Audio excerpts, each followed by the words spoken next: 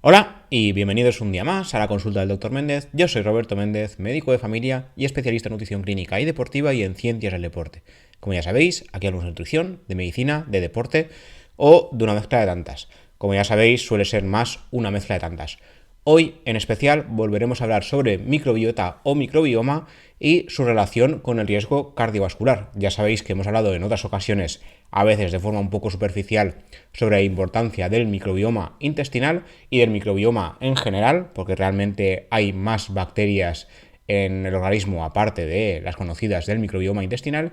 Y en otras ocasiones hemos sido un poco más específicos hablando de la relación del microbioma con cosas que realmente son generales, pero que también le afectan. Por ejemplo, la dieta, esto está clarísimo, pero también los ritmos circadianos. De hecho, tenemos un capítulo específicamente dedicado a esto, cómo afecta a ultraprocesados, ritmos circadianos y demás, al microbioma intestinal, porque el microbioma tiene su propio ritmo, ¿vale? Hoy en especial nos centraremos en la relación entre microbioma y riesgo cardiovascular. Esto, de nuevo, lo he nombrado en algún que otro episodio, pero hoy nos centraremos más en ello. De esto hay un montón, pero cuando digo un montón no exagero, hay un montón de estudios que relacionan la diversidad microbiana a nivel intestinal con el riesgo cardiovascular. Lo que pasa es que últimamente la mayoría de los estudios, al menos la mayoría que yo conozco, se han centrado en algunos conceptos muy específicos de los que hablaremos hoy. Como digo, he seleccionado algunos artículos que hemos escrito en este caso en el periódico en español, como solemos hacer, pero de esto se ha estudiado un montón de factores que tendrían que ver en la relación entre microbioma y riesgo cardiovascular, o lo que algunos ya llaman eje intestino-corazón. El conocido eje intestino-cerebro ya lo hemos comentado en alguna ocasión, si no podéis verlo también en mi cuenta de Instagram, pero la relación entre el intestino y el resto de órganos se está empezando a conocer cada vez más. En este intestino-corazón, a ver, esto yo lo cogería con pinzas, pero bueno, hay cierta relación, como iremos comentando. En primer lugar, hablaremos del microbioma y el riesgo de insuficiencia cardíaca, el microbioma y cómo la carne roja puede acabar siendo perjudicial por culpa del microbioma y no simplemente por ser carne roja y ya está. Cómo aumenta la carne roja el riesgo cardiovascular, y aquí habría una vía fisiológica muy estudiada ya. La relación entre el microbioma y colesterol, porque no tenemos que fijarnos tanto en lo que comemos, que también, sino en lo que absorbemos. De esto ya se está empezando a hablar mucho en los últimos años, porque hay personas, seguro que conocéis personas que comen un montón y realmente están siempre delgados y nunca tienen riesgo de nada. ¿Por qué? Porque no absorben todo lo que comen. Entonces, esto es algo que se está estudiando y es más complicado de lo que parece. Y por último, cómo mejorar el microbioma con lo que algunos expertos llaman jardinería del microbioma. Esto es un concepto un poco abstracto, pero lo explicaremos porque me ha parecido curioso cuando lo leí. En primer lugar, ¿qué relación hay entre el microbioma intestinal y la insuficiencia cardíaca? Bueno, algunas personas ya sabemos que llegan a experimentar insuficiencia cardíaca. De esto quiero dedicar un episodio íntegro a hablar qué es la insuficiencia cardíaca con un amigo mío que es cardiólogo y que sabe mucho sobre el tema. En el futuro prometo llegar a hacerlo, pero hoy hablaremos más del microbioma. En este caso, lo que se sabe es que las personas que sufren insuficiencia cardíaca tienen menos diversidad a nivel del microbioma intestinal o tienen metabolitos intestinales determinados muy elevados. Están los ácidos grasos de cadena corta, que en algún momento haré un capítulo sobre el tema, pero tienen que estar en equilibrio. No puede ser que haya más, por ejemplo, butirato, que lo hemos comentado en alguna ocasión, que acetato o propionato. El butirato tiene que estar en su justa medida y los demás también, ¿vale? Aunque el butirato haya demostrado muchos beneficios a nivel tanto cardiovascular como neurológico, no podemos dar butirato a todo el mundo, ¿vale? Entonces, tanto el tema de la menor diversidad como el tema de que haya un desequilibrio de los metabolitos se ha relacionado con más visitas al hospital y mayor riesgo de mortalidad, según una revisión sistémica, que esto se publicó en 2022, no me lo estoy inventando ahora. Esta revisión sistémica se publicó en la revista Heart Failure Reviews, o sea, a cargo de la Universidad de Georgetown. Ya sabemos que el microbioma intestinal es un ecosistema en delicado equilibrio que no se compone solo de bacterias, sino también de otros microorganismos como virus, hongos o protozoos. El microbioma intestinal es sobre todo bacterias, eso sí que es verdad, pero también hay otros microorganismos que habría que tener en cuenta. El microbioma se ha demostrado ya en muchísimas ocasiones que afecta a la enfermedad general y sobre todo a la enfermedad cardiovascular, aumentando el riesgo de mortalidad y de insuficiencia cardíaca en especial. Como ya dijeron los responsables del estudio, se trata de una enfermedad muy grave y con una alta repercusión en la sociedad, ya que según los últimos datos aportados por el informe del Instituto Nacional de Estadística de 2014, murieron en España más de 17.000 personas a causa de insuficiencia cardíaca. Estos son, para que os hagáis una idea, 45 muertes al día por insuficiencia cardíaca, con lo cual la insuficiencia cardíaca es una de las principales causas de mortalidad cardiovascular. En este caso, para el estudio, los investigadores examinaron 7 años de hallazgos genéticos, farmacológicos y otro tipo de investigación de todo el mundo para generar una amplia perspectiva sobre cómo el microbioma puede tener influencia en la insuficiencia cardíaca en especial y, como habéis visto, en el riesgo cardiovascular en general. Y se centraron en un metabolito en especial porque es el más estudiado, no porque haya más. En este caso es la trimetilamina oxidasa. Está la trimetilamina y cuando llega al hígado se convierte en trimetilamina oxidasa, que puede ser producido por el microbioma intestinal cuando se consumen en especial 3 tipos de alimentos, aunque se ha relacionado en general con una alimentación basada en ultraprocesados. En este caso hay 3 alimentos en especial: los productos lácteos muy grasos, las yemas de huevo y la carne roja, pero los ultraprocesados en general también se han relacionado con mayor nivel de TMAO, como lo llamaremos ahora, pero es trimetilamina oxidasa, ¿vale? En este caso, los investigadores comentaban que para diagnosticar y manejar la insuficiencia cardíaca actualmente nos basamos en hallazgos y resultados de pruebas, pero no sabemos cómo la mala función cardíaca influye en el intestino, incluyendo, como hemos comentado antes, la absorción de metabolitos, de alimentos y de medicamentos, porque las bacterias intestinales crean sus propios metabolitos, que algunos se quedan dentro del intestino porque otras bacterias absorben estos metabolitos como comida y otros metabolitos viajan alrededor del cuerpo, ¿vale? Algunos llegan incluso al flujo sanguíneo cerebral, donde está, por ejemplo, el caso del GABA, ¿vale? En este caso, como ya indicaban los investigadores en 2022, ahora se aprecia una relación de ida y vuelta. Esto ya se vio en el eje intestino-cerebro, entre el corazón y el intestino, ya que está claro que el corazón y el sistema vascular no funcionan de forma aislada, ni el corazón ni ningún sistema. La salud de un sistema puede influir directamente en el otro, pero todavía se están elaborando científicamente conexiones claras. Como digo, la más estudiada aquí es el eje intestino-cerebro, pero al final todo el organismo es uno. A nivel médico, por facilidad de concepto, lo dividimos por especialidades, ¿no? Por ejemplo, yo siempre os digo lo de medicina familiar. En medicina familiar vemos de todo. O sea, somos los que vemos, además de medicina interna, todo el cuerpo como un conjunto, porque todo se intercala, ¿no? Pero luego está el cardiólogo, el neurólogo, el neumólogo, cada uno tiene su sistema y se centra mucho en las enfermedades de ese sistema. Está bien cuando sufres una enfermedad grave o muy específica, genética además, pero cuando hay varias cosas tocadas hay que verlo todo en su conjunto, como hemos dicho siempre en este podcast. Volviendo al estudio, los investigadores analizaron más de 500 artículos de investigación publicados entre 2014 y 2021 que relacionaban el microbioma con la insuficiencia cardíaca y al final se centraron en 30 artículos relevantes que cumplían sus criterios. En los últimos años, la tecnología más avanzada, en particular las herramientas que examinan de cerca funciones del ADN y el ARN, proporcionó una visión más detallada de la relación entre intestino y corazón, y estos estudios fueron de particular interés. Los investigadores no pudieron precisar los efectos de la dieta en la interacción entre microbioma y sistema cardiovascular debido a la falta de datos sólidos. No es que no existan, sino que los estudios pues, no se centraron tanto en ellos. Señalaban que la nutrición es un componente importante de la salud cardiovascular en general, esto estaba claro, por lo que tener la oportunidad de explorar el impacto de la dieta en relación con el microbioma es un área prometedora. En cuanto a las posibles intervenciones para mitigar los efectos negativos del microbioma, los investigadores señalan que hay estudios en curso que evalúan el uso de antibióticos, prebióticos y probióticos. Mejor estos últimos porque los antibióticos los estamos usando en exceso hoy en día. Y todos influyen en el microbioma, así como los aglutinantes intestinales que se adhieren y ayudan a transportar los elementos nocivos fuera del intestino. Como explican los investigadores, actualmente se está desarrollando un estudio prospectivo para evaluar el microbioma en pacientes con insuficiencia cardíaca en especial y están interesados en la experiencia sintomática de los pacientes con insuficiencia cardíaca terminal, así como la pérdida de peso y el desgaste relacionados con la enfermedad. Como ya sabéis, y si no, os lo comentaremos en el episodio que digo, donde nos dedicaremos a insuficiencia cardíaca en especial, los pacientes que sufren insuficiencia cardíaca tienden a la caquexia, es decir, pierden mucha masa muscular y hoy en día no se sabe aún un 100% por qué. Se supone que como el corazón no funciona del todo bien, no llegan todos los nutrientes donde toca. Pero es muy probable, muy probable que el microbioma intestinal, como está tan afectado, también tenga algo que ver.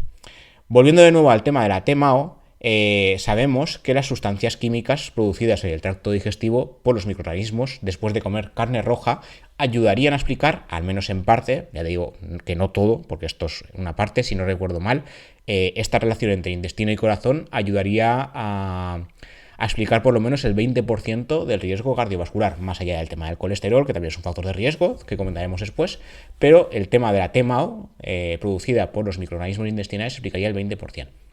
En este caso, también en el año 2022 se publicó un estudio en arteriosclerosis, trombosis and vascular biology que buscaba investigar un poco más a fondo la relación entre el consumo de carne roja, microbioma intestinal y aumento de riesgo cardiovascular.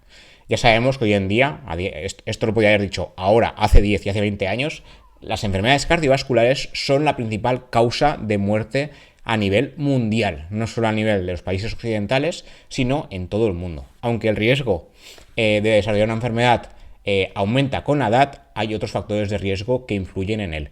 Tenemos el tema del colesterol, la hipertensión, la diabetes, pero hoy en día sabemos que el estilo de vida, la falta de ejercicio o sedentarismo, ambas cosas, una cosa es estar sedentario y otra cosa es el nivel de actividad y qué actividad, porque no es lo mismo caminar que hacer pesas. Se está empezando a ver que hacer ejercicios de fuerza sería más importante, si cabe, que el tema de salir a caminar o hacer ejercicios aeróbicos, porque cuanto mayor masa muscular tengamos, tampoco te digo ser culturista, sino tener un cierto nivel de masa muscular, protege contra la enfermedad cardiovascular. Esto, de nuevo, es algo que se está viendo sobre todo en los últimos años. Así que no es todo tener X o Y enfermedad, sino que hay mucho más.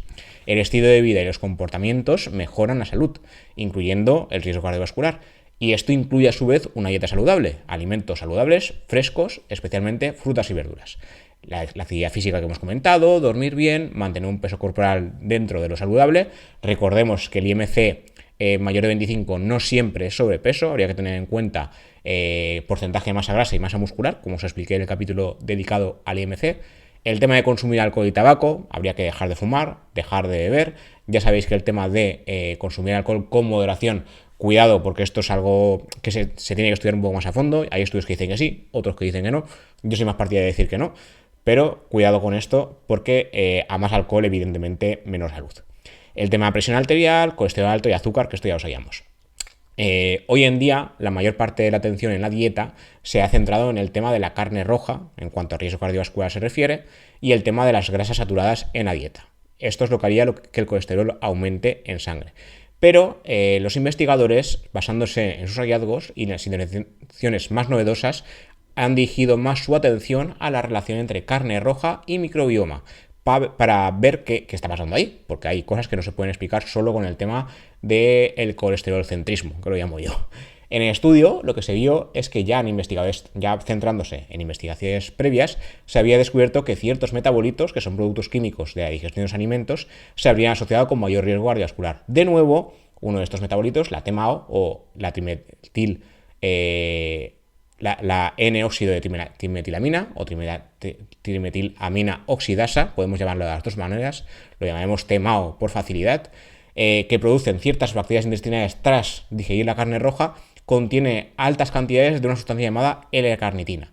Os sonará la L-carnitina porque se usa como suplemento quemagrasas, que de hecho creo, si no estoy equivocado, me suena que lo hablamos en un capítulo sobre ese tema en Diario Runner, el podcast de Palabra de Runner, por si tenéis curiosidad. ¿Es mala la L-carnitina? En exceso parece que sí. O sea, en parte sería buena porque al final es una sustancia que se crea después de digerir alimentos, pero todos los excesos son malos. Incluso beber agua en exceso se ha demostrado que es malo. Entonces, cuidado con esto porque no significa que la L-carnitina sea súper buena o súper mala. Puede ser buena en algunos ambientes, mala en otros. En este caso, los niveles altos de TMAO en sangre o seres humanos se habría asociado con mayor riesgo cardiovascular, mayor riesgo de enfermedad cardiovascular en especial, enfermedad renal crónica y diabetes tipo 2. Sin embargo, aún se desconoce si la TMAO y los metabolitos derivados de la L-carnitina pueden ayudar a explicar los efectos de la ingesta de carne roja en el riesgo cardiovascular y en qué medida contribuyen. Ya os digo que últimos estudios, esto ya de más de 2024, decían que alrededor de un 10-20% podía explicarse por la TMAO. No es que sea todo, pero algo bastante, diría yo, influye. Para entender todo esto, los investigadores realizaron un estudio midiendo los niveles de metabolitos en sangre. También examinaron lo típico: azúcar, niveles de inflamación, el tema de inflamación crónica a bajo grado, presión arterial y colesterol, para explicar el elevado riesgo cardiovascular asociado al consumo de carne roja en especial. Los participantes, que fueron casi 4.000 de los 5.800 resultados iniciales de estudio de salud cardiovascular de Estados Unidos, se seleccionaron aquellos que estaban libres de enfermedad al momento de empezar el estudio. La edad media era de 73 años y casi 2/3 eran mujeres. El 88% de los participantes eran de raza blanca, así que esto lo cogemos con pinzas porque habrá gente que no está incluida en el estudio. Y se hizo un seguimiento de 12,5 años y hasta 26 años en algunos casos. ¿Qué se vio? Pues en las citas de seguimiento se tuvieron en cuenta antecedentes médicos, estilo de vida, condiciones de salud, características sociodemográficas como los ingresos, la educación y la edad.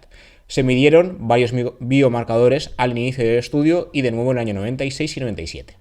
Las muestras de sangre se congelaron a menos 80 grados y se analizaron los niveles de varios microorganismos intestinales relacionados con el consumo de carne roja, como la TMAO, la gamma-butirobetaína y la crotonobetaína. Además, todos respondieron a 2 cuestionarios validados de frecuencia de alimentos sobre sus hábitos alimentarios, incluyendo la ingesta de carne roja, carne procesada, pescado, aves y huevo al inicio del estudio y de nuevo en el año 95 y 96. En el primer cuestionario, los participantes hablaban de frecuencia de consumo medio de alimentos en los 12 meses anteriores. Habían comido determinadas cantidades de varios alimentos desde nunca hasta casi todos los días. Y en el segundo se utilizó una frecuencia de 10 categorías en los últimos 12 meses, que iba de nunca o menos una vez al mes hasta más de 6 raciones al día. En este caso, los investigadores compararon el riesgo de enfermedad entre los participantes que comían diferentes cantidades de alimentos de origen animal, como carne roja, carne procesada, pescado, pollo y huevos, ¿vale? ¿Qué se vio? Bueno, pues que comer más carne, especialmente carne roja, carne procesada, algo que ya sabemos, se relacionaría con un mayor riesgo de enfermedad cardiovascular. Un 22% más de riesgo por cada 1,1 ración al día. Según los autores, el aumento de TMAO y los metabolitos explicaba aproximadamente una décima parte del riesgo. Esto es lo que decía el estudio de 2022, pero ya os digo que hay estudios que ya hablan de un 20%. También señalaron que el azúcar en sangre y las vías generales de inflamación pueden ayudar a explicar los vínculos entre el consumo de carne roja y enfermedad cardiovascular. El azúcar en sangre y la inflamación también serían importantes en la relación entre el consumo de carne roja y la enfermedad cardiovascular. El consumo de pescado, aves de corral y huevos no se relacionó con el mayor riesgo de enfermedad. Cuidado con el tema de los huevos. A ver, sí que hay estudios que dicen que si te pasas con el tema de los huevos, comer un huevo o incluso 2 al día parece que está bien, según los estudios de los últimos 20 años. Si veis hace 50, pues no. Pero yo tampoco me comería 10 huevos al día. Así que cuidado con el tema del exceso porque tiene su aquel, ¿vale? Pero los investigadores dicen que hay que seguir investigando. Luego, como último estudio, antes de explicaros un poco el tema de la jardinería del microbioma, que es como concepto un poco etéreo, ha habido un estudio bastante reciente que hablaba de un tipo de microorganismo que parece limpiar las arterias, en este caso como lo hablamos en el artículo, que era un poco llamativo. Y lo que se ha visto, bueno, en este caso fue un estudio llevado a cabo por la Universidad de Harvard, el Hospital General de Massachusetts, con otros colaboradores, y ya vieron, pues lo mismo, una relación entre microbioma y enfermedad cardiovascular. El estudio se publicó en la revista Cell y vio que hay microorganismos, esto ya era algo que algunos sospechaban, hay microorganismos específicos que consumen colesterol a nivel intestinal, lo que conllevaría una reducción del riesgo. ¿Cómo? Pues habría gente que tiene más de estos microorganismos y habría gente que tiene menos. Por eso hay gente que tiene mayor riesgo cardiovascular y otra menos comiendo casi lo mismo.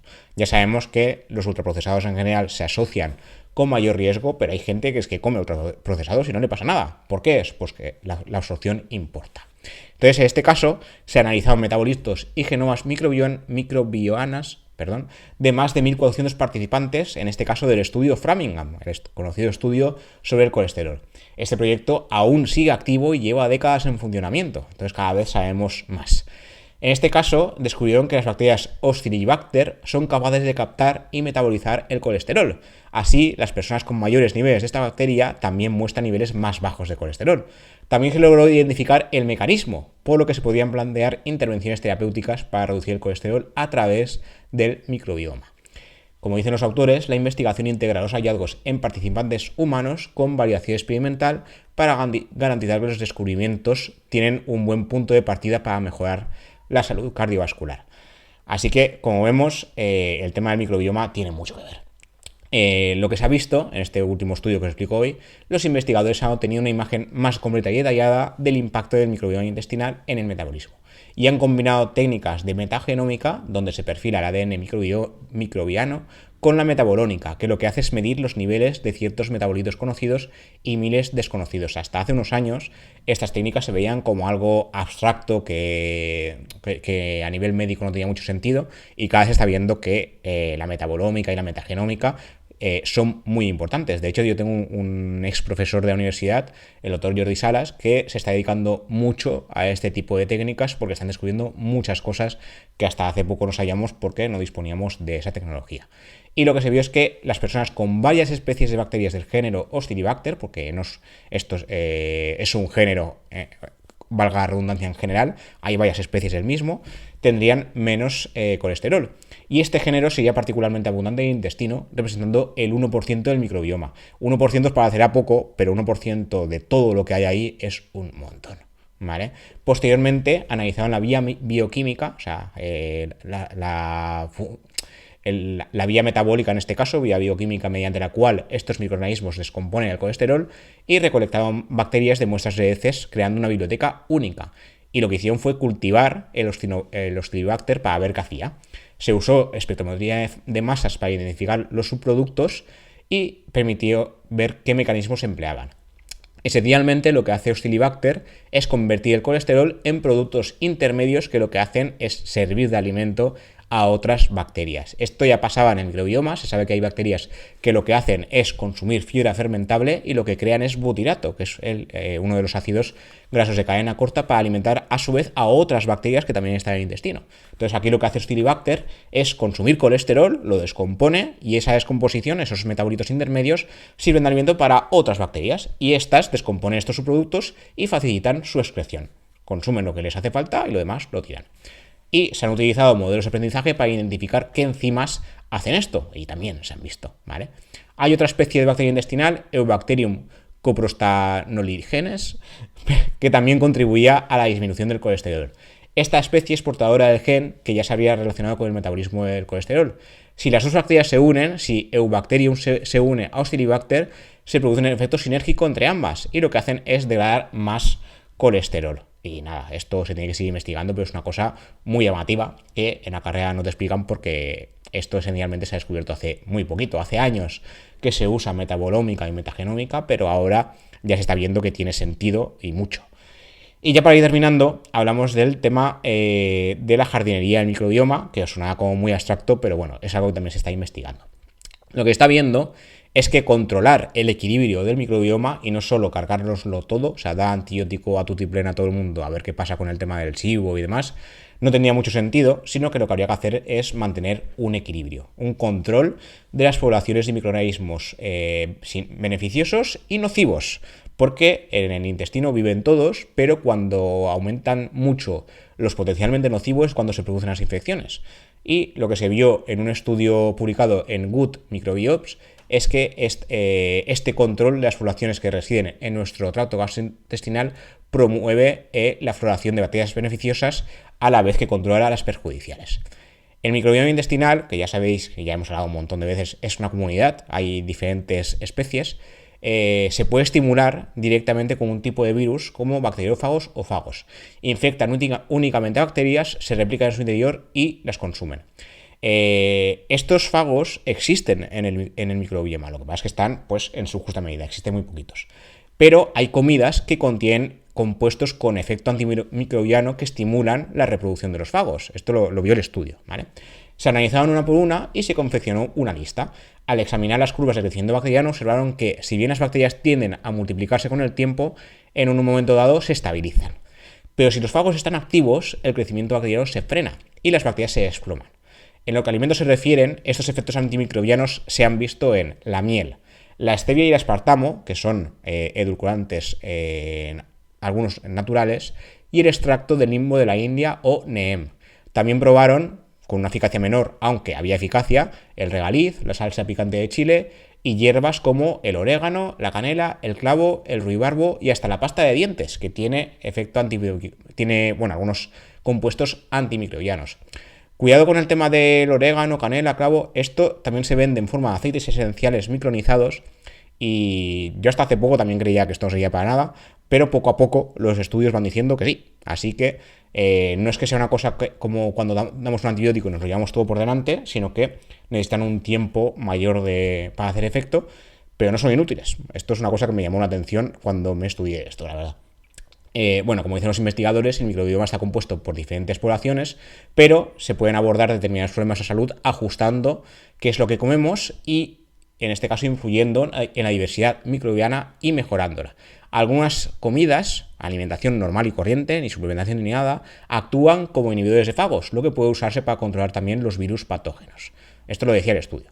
Una vez identificadas las comidas antimicrobianas, seleccionaron dos familias respectivas de bacterias del microbioma, que son muy conocidas, Bacteroidetes y Firmicutes, que en este caso ya se vio en el trasplante fecal que tener más de unas y de otras es bueno o malo, o sea, te hace ganar más peso o menos.